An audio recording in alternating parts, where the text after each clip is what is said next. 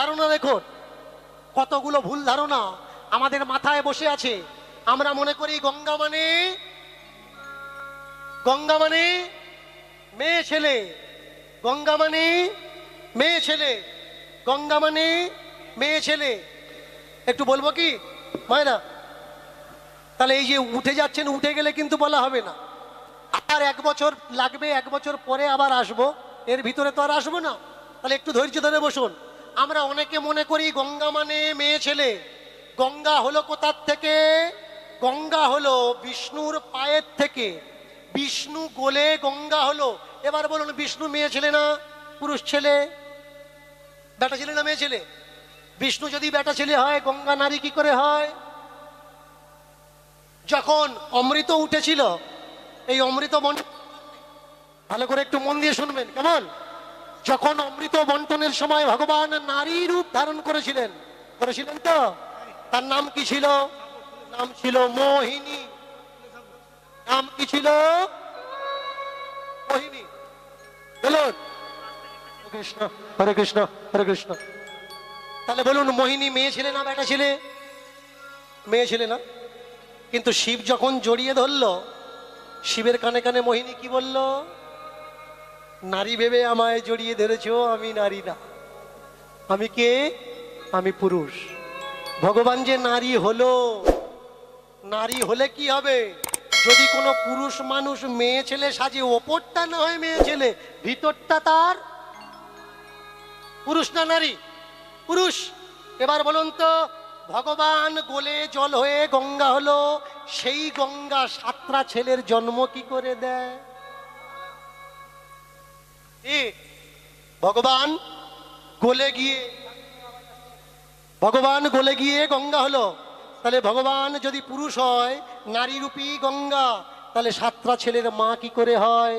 একটা ভাববার বিষয় না? বলুন তো, রামচন্দ্র ত্রেতা যুগে একটা স্ত্রী নিয়ে এসছেন, দ্বাপার যুগে ভগবান তার স্ত্রীকে দান করে দিয়েছিলেন ভক্তকে। দান করে দেওয়ার পরেও রাধার সঙ্গে লীলা করেছিলেন তো? কলিযুগে এসে নানান প্রশ্ন জাগে। আমার মনে প্রশ্ন জাগলো, আমি প্রশ্ন করলাম, আচ্ছা এই যে ভগবান গৌরহরি আমাদের বিষ্ণুপ্রিয়া দেবীকে বলে নিনি রাধা, তাই তো? ঠাকুরজি আমার কালো, বাইরের সাদা অঙ্গ এটাকে বলে বৈরঙ্গ, ওটা রাধা। যাতে মাটিতে গড়াগড়ি যাবে, রাধা এ কষ্ট সহ্য করতে পারবে না, তাই উপরের দিকে রাধা, ভিতরের দিকে কৃষ্ণ, এই 2 তনু মিলে রাধা কৃষ্ণ। তাহলে রাধা কটা হলো? একটা হলো বিষ্ণুপ্রিয়া, আর একটা হলো বহিরঙ্গ রাধা। এবার বলুন, গদাধর পণ্ডিতকে? গদাধর পণ্ডিত রাধা। তাহলে কলিযুগে রাধা কটা হলো? আমি প্রশ্ন করলাম, এটা কি করে হয়? বললো, একটা প্রেম স্বরূপিনী, একটা ভাব স্বরূপিনী, আর একটা লাহাদিনী। এই 3 স্বরূপ, তুমি বুঝবে না। আমি বললাম, আচ্ছা আমি বুঝবো না, কলিযুগে এসে 3টে হলো, তারপর যুগে ভক্ত যখন চেয়েছে একটা দিয়ে আর একটা তো তৈরি করতে পারত। এই যুগে 3টে করলি, ও যুগে একটা করলে এরকম করে ডুপ্লিসিটি করলি কেন? মাথায় প্রশ্ন জাগে, উত্তর খোঁজার চেষ্টা করছি। আপনাদের কাছে যদি থাকে বলবেন, আর তা না হলে আমি যদি পাই, আমি তো আছি, আমি বলে দেব। তাকিয়ে দেখুন, ভগবানের সামনে পেয়ে আজকে ছাড়লে হবে না। আমরা বললাম ভগবান, তুমি যে ভগবান, তোমাকে কি বলবো? তুমি ঠাকুর না তুমি ভগবান? ভগবান বললে, আমাকে যা পারিস বল, আমি কান করেছি জল। খারাপ বলবি শুনবো না, ভালো বলবি সেটাও শুনবো না। ভালো করে শোন, আমি নই, আমি নই, আমি নদী আর নই, আমি নদী আর নদী আর যারা দিস না আমি তার, যারা দিস আমিও তার। ভালো করে শুনে রাখ। ওই যে ওটার একটা কারণ ছিল, এই যে এটার একটা কারণ ছিল। বলুন, সূর্য কোন দিক থেকে ওঠে? মায়েরা বলবেন। আমি বলেছি একটু বেশি কীর্তন করব, অবশ্যই কীর্তন করব। আমার স্টাফেরা রাগারাগি করছে যে বাবা টাইম হয়ে গেছে, কীর্তন করো না। কিন্তু এই শীতের সময় আর কি আসবো বলো? এসছি যখন, একটু তো বেশি করার দরকার প্রেম সে। তাহলে বলুন, সূর্য কোন দিক থেকে ওঠে? পূব দিক থেকে ওঠে। ডোবে কোন দিকে? এবার বলুন, সূর্য ওঠে না ডোবে, নাকি পৃথিবী ঘোরে বলে তবে দিন রাত হয়? তাহলে এটা সত্যি কথা না মিথ্যে কথা? এটা সত্যি না মিথ্যে? তাহলে এতদিন যে আমরা বলছি এইটা পূব দিক ওইটা পশ্চিম দিক, এটা সত্যি না মিথ্যে? আগে তত্ত্বটা জানা লাগবে। বলুন, এই যে আজকের যে দিনটা, এই দিনটা হনুমান পূজার দিন, বজরংবলী পূজার দিন, তাই তো? কিছু কিছু ক্লাবের বজরংবলী আছে, আজকের পূজা করছে। আপনাদের এ সাইড হয়তো নেই, আমি রাস্তায় আসছিলাম, দেখছিলাম যে গাড়ি আটকে চাঁদা নিচ্ছে। কেন? বজরংবলীর পূজা করবে। বলুন তো, বজরংবলী কাকে গুরু করে ব্রহ্ম জ্ঞান অর্জন করে? কাকে গুরু করে? এই দেখেছেন, এরা কীর্তন শোনে। সূর্যদেবকে 5 বছর বয়সে লাল ফল ভেবে যখন খেতে যাচ্ছিল, ঠিক সেই সময় সূর্যকে না খেতে পেরে পরে গিয়ে দেখলেন এটা লাল ফল না, এটা সূর্যদেব।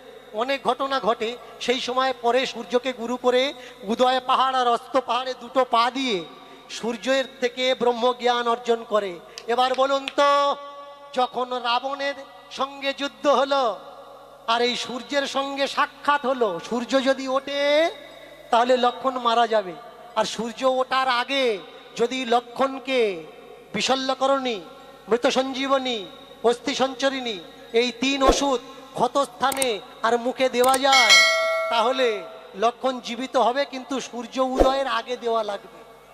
এবার বলুন তো, রাবণের আদেশে সূর্য উঠতে যাচ্ছিল, তাই না? হনুমান সেখানে গিয়ে বাধা দেওয়ার জন্য, যাকে উঠতে না দেয়, সেজন্য বলল তুমি কে? বললে আমি হনু। তুমি কে? বললে আমি কানু। তাহলে এসো দুজন দুজনার সঙ্গে বন্ধুত্ব করি। বলুন তো, ফাজলামো কথা না? তুমি শিষ্য হয়ে তুমি গুরুকে চেনো না? যে এ তোমার গুরুদেব, তুমি জিজ্ঞেস করছো তুমি কে? মেনে চলো, শিষ্য গুরুকে ভুলতে পারে, কারণ অনেক শিষ্য আছে এমন ধান্দাবাজ শিষ্য, গুরুদেবকে না চিনেও ভুলে যায়। কিন্তু বলুন তো, গুরু কি শিষ্যকে ভোলে? সূর্য কেন জিজ্ঞাসা করছে তুমি কে? তাহলে এটা কি ফাজলামো, মিথ্যে, নাকি এর ভিতরে কোনো মিল নেই? আছে, আগে খোঁজার চেষ্টা করে তাকিয়ে দেখুন। আপনারা রামায়ণ পড়েছেন, কিন্তু রামায়ণের প্যাঁচটা কখনো বুঝতে পারেননি। কি প্যাঁচ? ওই যে 3টে গাছ বাটা লাগবে, পেটে ক্ষতস্থানে আর মুখে দেওয়া লাগবে। বলুন তো, কি দিয়ে বাটা লাগবে? দুধ দিয়ে না জল দিয়ে? দুধ দিয়ে বাটা লাগবে, জল দিয়ে না। কার দুধ? মন্দোদরীর স্তন দুগ্ধ দিয়ে ওষুধ বাটা লাগবে, তবে লক্ষণ বাঁচবে। দেখেছেন মার প্যাঁচটা? এবার শুনুন, তাহলে আপনি বলতে পারেন এটা মিথ্যে কথা। না, মিথ্যে কথা না, তত্ত্বটা শুনুন। সবগুলো না বললেও ছোট্ট একটা জট আমি ছাড়িয়ে যাচ্ছি। হনুমান আর সূর্য, হনুমানের উপরে অভিশাপ ছিল যে তুমি ভুলে যাবে, আর তুমি যা ফেলবে জলে ভাসবে। ভালো করে কথাগুলো মন দিয়ে শুনবেন। এবার গুরু কোথায়? গুরু হলো সূর্য। গুরুকে? গুরু হলো সূর্য। আর হনুমানকে? হনুমান হলো শক্তি। গুরু সূর্য, হনুমান হলো শক্তি। সূর্যকে, আমাদের এই শরীরে প্রাণকে সূর্য বলা হয়, আর আমাদের যে শক্তি দ্বারা আমরা সংসার বৃদ্ধি করছি তাকে হনুমান বলা। হনু মানে হলাম, মান মানে অহংকার। এই যে আমরা অহংকার করছি হনুমানকে, আর কেউ না। আমি অমুক, আমি তমুক, দেখে নেব আমাকে চিনিস। দেখবেন ঝগড়া যখন করে তখন বলে আমাকে চিনিস? আগে তুই বল তো, তোকে আমি চিনি না, তুই তোকে চিনিস? তুই কে? তুই তোকে দেখেছিস? আমরা বলবো হ্যাঁ দেখেছি। কেন? আয়নায় দাঁড়ায় আমরা আমাদের দেখি, বলে ওটা তো তোর বডি, ওটা তুই না। এর ভিতরে যে থাকিস তাকে কখনো দেখেছিস? আমরা অন্যজনকে বলি যে তুই আমাকে জানিস। আমরা মূর্খ। আগে নিজেকে জানো অন্যকে বলার আগে। একে? এ হলো হনুমান। আমি আমি আমি আমি আমি, অহংকার।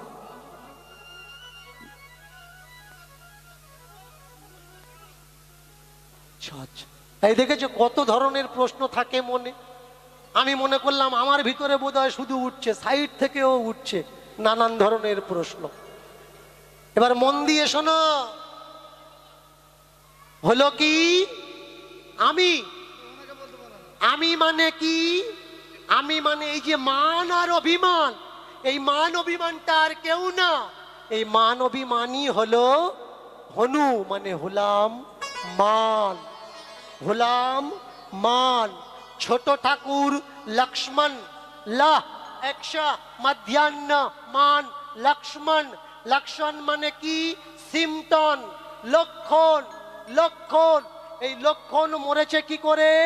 ইন্দ্রজিতের, ভালো করে খেয়াল করবেন, ইন্দ্রজিতের বাণে লক্ষণের শয্যাশায়ী হয়েছে। এই শরীরের ইন্দ্র, ইন্দ্র বাণ দ্বারা আমাদের বডির ভালো লক্ষণগুলো, সুসিমটনগুলো বধ হয়ে পড়ে রইল। দেওয়া লাগবে কি? মন্দ উদরী, মন্দ উদরী, মন্দ ভাবনা দিয়ে মৃত সঞ্জীবনী, অস্থি সঞ্চারিণী আর বিশল্য করণী, তিন এক করে ক্ষতস্থান আর বদন। আমাদের বদনে কি দেওয়া লাগবে? মৃত সঞ্জীবনী। মৃত সঞ্জীবনী কি? আর কিচ্ছু না, মৃত সঞ্জীবনী মন্ত্র মাত্র, যাকে তুমি ধরতে চাও না এই মন্ত্র মুখে নাও আর ক্ষতস্থানে এ তিন ওষুধ লাগিয়ে দাও। এবার হনুমান সূর্যকে চিনল না কেন? কারণ আমি আর আমার প্রাণ, ভালো করে খেয়াল করবেন, একটা বাহ্যিক দেহ আর একটা সূক্ষ্ম দেহ। আপনি বিছানায় খাওয়া দাওয়া করে ঘুমিয়ে পড়লেন, স্বপ্ন দেখছেন অমুক জায়গায় গেছেন, তুমুক জায়গায় গেছেন, বডি কিন্তু আপনার বিছানায় পড়ে আছে। তাহলে গেছে কে? ওটা আপনার সূক্ষ্ম দেহ। যেটা পড়ে আছে এটা আপনার বাস্তব দেহ, বাহ্যিক দেহ পড়ে আছে। আপনি এর ভিতরে থাকেন, ঢুকছেন বেরুচ্ছেন, ঢুকছেন বেরুচ্ছেন, যখন ঘুমাচ্ছেন তখন বেরিয়ে যাচ্ছেন, জেগে থাকলে কিন্তু আর বেরোতে পাচ্ছেন না। যেদিন করবে ঘুমের সাধনা সেদিন হবে আসল ভজন, তার আগে না। যাকে তুমি মৃত্যু বলো দীর্ঘ নিদ্রা হয়, যে মৃত্যুতে প্রতিনিয়ত যাও তাকে ক্ষুদ্র নিদ্রা কর। সাধন ভজন অতি সহজ, কিন্তু আমরা জটিল করে ফেলেছি। আমরা মনে করছি রামায়ণটা গল্প, না, রামায়ণটা দেহতত্ত্ব। ভালো করে মিলিয়ে নাও, তাহলে বুঝবে না। এবার গুরু শিষ্যকে অস্বীকার করলো, শিষ্য গুরুকে অস্বীকার করলো। কেন? আমার সূক্ষ্ম দেহ আর বাস্তব দেহ দুজন দুজনকে চিনছে না। ও বলছে এ আমি না। যখন ঘুম ভেঙে গেল, আমি গেলাম, ভালো খেলাম, বসে বসে চিন্তা করছি ও তো ঘুম ছিল, ও তো আমি খাইনি, আমি গুরুকে অবমাননা করলাম। যখন আমি স্বপ্ন দেখলাম, দৃঢ় বিশ্বাসের সঙ্গে কোনো এমন স্বপ্ন দেখলাম, স্বপ্ন দেখতে দেখতে আমি চিন্তা করছি এটা সত্যি না স্বপ্ন, এটা সত্যি না স্বপ্ন, এটা সত্যি না স্বপ্ন। যখন ঘুম ভাঙলো তখন বুঝতে পারলাম এটা স্বপ্ন। এই দিব্য স্বপ্ন কোনো কোনো মানুষের ভাগ্যে কখনো কখনো আসে, যখন সে দেখে আর ঘুম ভাঙে তখন শরীর আর সূক্ষ্ম আত্মা, সূক্ষ্ম আত্মার শরীর দুজন দুজনকে চিনতে পারে না। গুরু শিষ্যকে চেনে না, শিষ্য গুরুকে চেনে না। এই হলো আসল তত্ত্ব। অবিরত হয়। আর যদি কোনো প্রশ্ন থাকে তুমি আমার আগে কইতে পারো শিরোধার্যতায়। মাদ্রি কহিলেন প্রভু আর নাই কোনো কারণ, পেয়েছি যখন তোমার দুটি পাদ পদ্ম আর শ্রীচরণ। অত জানায় লাভ কি আমার, অত জানি না বুঝি না, একটা নাম শুধু আমি জানি, তুমি ছাড়া এ জগতে আর কিছু চাই না। এ জগতে ভক্ত সব থেকে বড়, ভক্তি ভাব সব থেকে বড়। কেন ভক্তকে সব থেকে বড় বলা হলো? ভক্তিকে সব থেকে বড় বলা হলো এই জন্যে, ভক্তিতে কোনো বিচার থাকে না, কোনো অনুরাগ থাকে না, কোনো বৈরাগ্য থাকে না। ভক্তিতে শুধু ভক্ত থাকে আর ভগবান থাকে।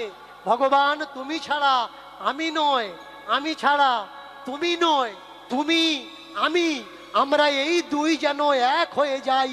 আগের জন্মে গিয়ে যেন আর মনুষ্য জন্ম না হয়, বৈকুণ্ঠ ধামে গিয়ে যেন তোমার চরণ প্রাপ্ত হয়। প্রেম সে বলো নিতাই গৌর হরি হরি বল, নিতাই গৌর হরি হরি বল, নিতাই গৌর হরি হরি বল।